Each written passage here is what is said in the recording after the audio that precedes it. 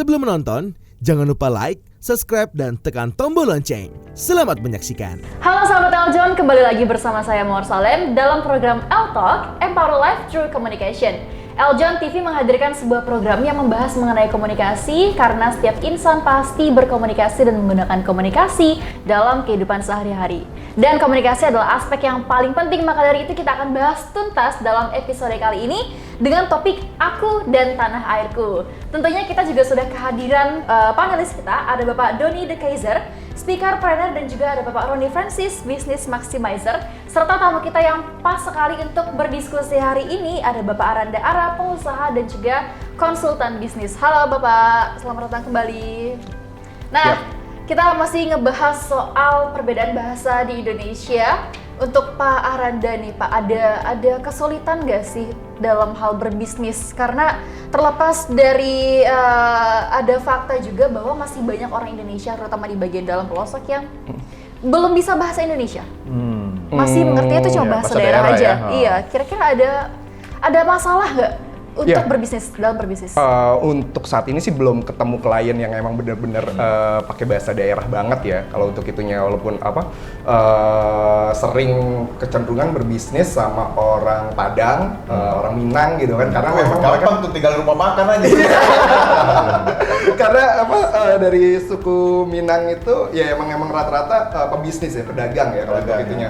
Selain suku kalau di luar itu kan Chinese gitu kan. Kalau untuk makanya aku juga pernah bikin buku, bikin novel itu belajarlah dari orang Minang gitu kan. Karena mereka rata-rata memang pengusaha yang emang rata-rata dari lulus SMA itu diwajibkan untuk merantau. Pokoknya mau sukses nggak sukses, pokoknya harus keluar dari kampung halaman gitu. Nah, Orang Bugis juga ya? Kenapa? Sama ya, Bugis ya. Nah, Merantau. kalau pengalaman sama orang Bugis atau Makassar tuh rata-rata pendidikannya yang tinggi. Rata-rata Orang minimal kampus ya? Iya, akademisi lah.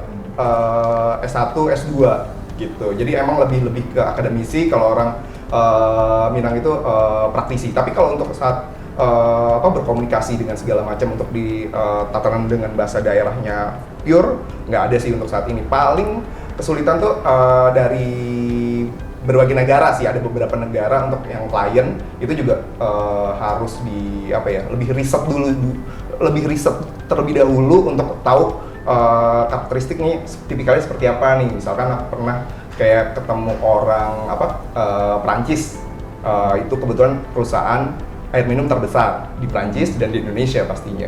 Kita tuh bareng sama temen, kita kebetulan waktu itu masih untuk tentang lingkungan hidup. Di situ aku ada di Pisa Cafe di Menteng. Kita nunggu sambil makan-makan dulu nih, makan segala macam. Orang Prancisnya belum datang kan, kita makan dulu.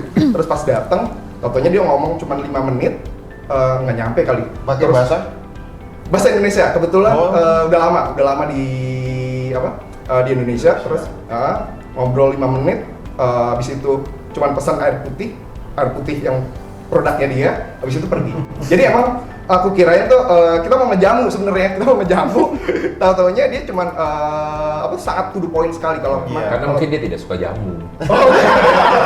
Itu dia. Jadi di Eropa rata-rata gitu ya. Iya. Kalau mereka to the point langsung. Iya. Mau apa, deal, oke, selesai. Eropa Barat sih, kecenderungan Eropa Barat kayak Prancis, Jerman, kliennya kurang lebih seperti itu. Jerman apalagi? Iya. Iya. Kalau untuk Timur Tengah lebih banyak ngobrol, Iya.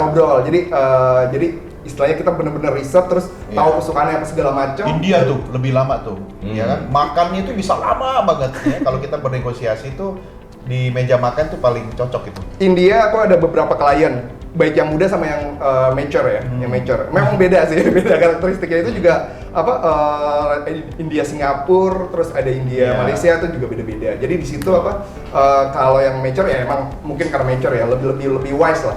Kalau untuk yang India yang masih muda nih, lebih young, itu lebih menggebu-gebu segala macam, terus lebih penawarannya itu lebih pressing, sama kayak kalau sekarang itu lebih kayak emak-emak tuh.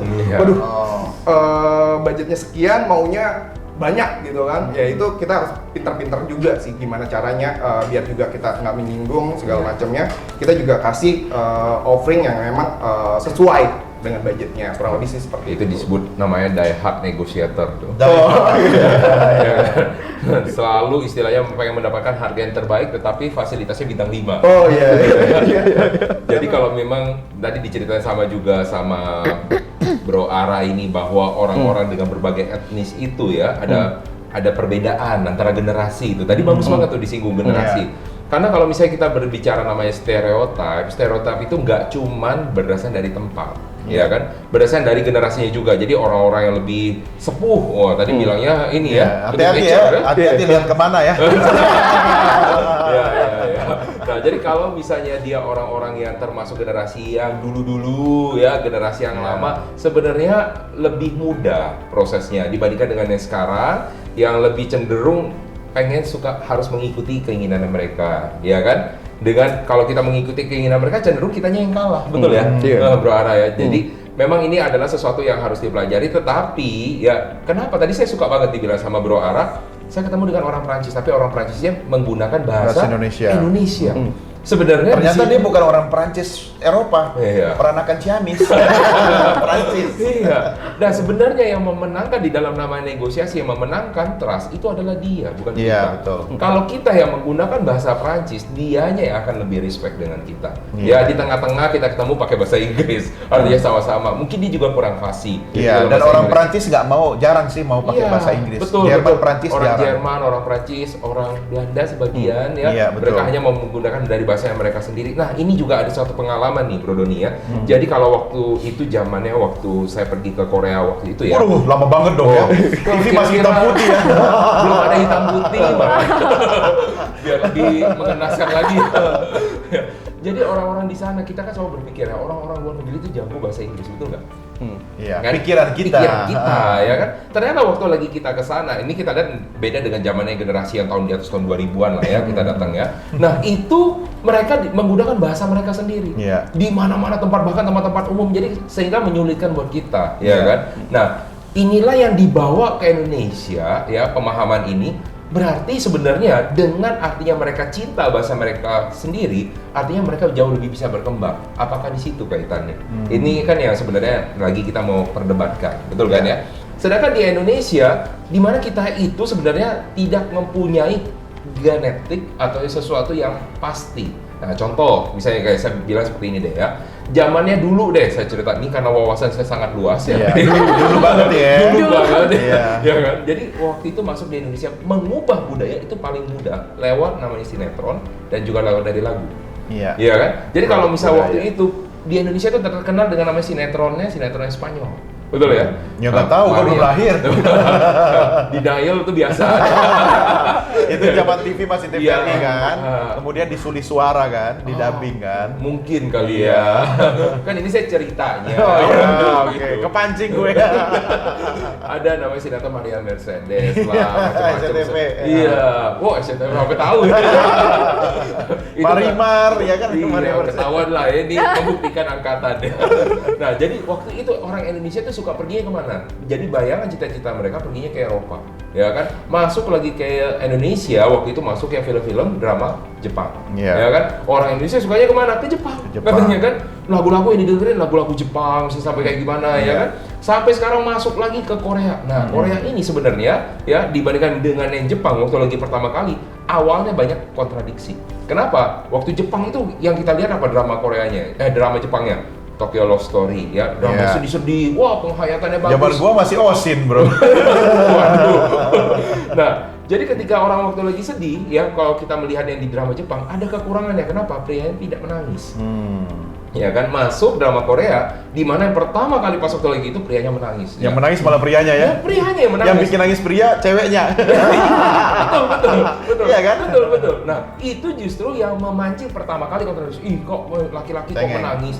Tapi akhirnya disukai sama kaum Hawa. Iya kan? Lama-lama orang bergeser karena banyak kan, kita tahu lah ya, penduduk di dunia lebih banyak siapa? Di Indonesia lebih banyak kaum Hawa. Sehingga kalau sudah bergeser semua ke sana ya, the power of emak-emak udah selesai. Kita nggak bisa bilang. Itu pasti juga akan setel. Coba ya, saya di rumah aja di setel sama orang tua kayak gitu. Kan kebawa, jadi gua tahu nih film-film apa, betul nggak? Karena nggak berani ganti channel Iya, kan? gua lagi mau pencet ini. Ya kan, diomelin kan. Jadi itu bisa namanya mendidik namanya generasi di sana. Iya. Dan- Memang paling efektif itu melakukan perubahan melalui penetrasi budaya. Dan salah satu produk budaya itu kan karya TV dan film. Iya. Ya kan budaya itu kan hasil karya karsa manusia kan. Nah, Korean Wave itu kan salah satu produknya K-pop ya kan, drakor dan sebagainya, itu salah satu yang sukses loh.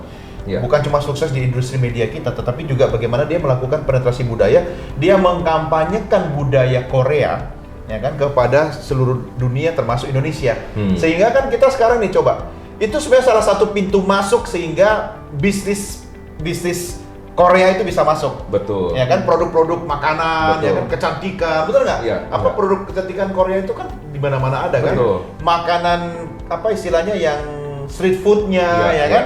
Dan itu di mana era kita juga bisa mempelajari perbedaan budaya, ternyata bukan menjadi penghalang kita untuk berkomunikasi. Iya. Kenapa? Karena sekarang kan canggih, bro. Iya. Kita kalau ke luar negeri ke Tiongkok misalnya, kita tinggal pakai aplikasi itu ya. Iya. Kita foto itu huruf pinyin-nya gitu kan. Iya. Ya, langsung muncul gitu kan. Nah, yang menjadi masalah adalah ketika dalam berkomunikasi itu ada istilah-istilah tertentu yang ketika kita mengungkapkannya harus diiringi dengan nada tertentu atau ekspresi tertentu sehingga tidak salah tafsir. Betul. Nah, itu bahaya itu. Karena nggak usah bahasa asing lah, di Indonesia aja kan. Kita kan ragam suku bangsa bahasa ini, kadang nih kalau kita salah ngambil nada, ya kan, orang salah mengartikan gitu kan. Atau nggak usah deh, nggak usah bahasa daerah, bahasa Indonesia. Ya, bro, lu tahu nggak Mawar ada di mana? Jawaban lu apa? Kira-kira? Tahu. Tahu. Nah, itu berarti dia tahu. Betul kan? Kalau dia ditanya, "Bro, lu tahu nggak Mawar di mana?" Jawabannya, "Tahu."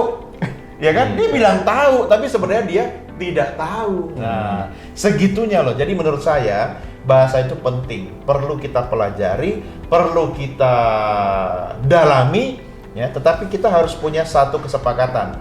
Bahasa mana yang mau kita pakai? Contoh dalam dealing bisnis, ya kan? Kami pernah nih, waduh, mau ketemu nih sama orang Filipina, ya kan? Kalau orang Filipina kan pasti bahasa Inggris lah. Bahasa Inggrisnya ya biasalah kayak gitu kan, kayak orang Filipina dengan bahasa Inggris yang dialek Tagalog gitu kan. Pas ketemu dia malah, "Apa kabar Pak Doni?" Lah, ternyata udah puluhan tahun di Indonesia. Sama kayak kasus lu, bro. Ya kan? Nah, berarti kan dia memenangkan trust kita. Oke, Begitu sih. Oke, baik. Nah, masih banyak lagi nih pembahasan mengenai perbedaan budaya bahasa yang kita akan bahas di dalam dunia bisnis. Jadi jangan kemana-mana, tetap bersama kami hanya di L-Talk Empower Life Through Communication.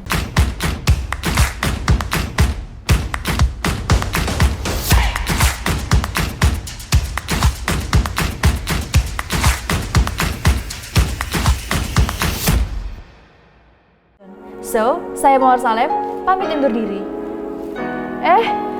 Ada kamera nih. So, gimana nih kalian? Pasti udah pada nonton semua kan? Karena kalian udah nonton, berarti kalian harus like and subscribe ya. See you!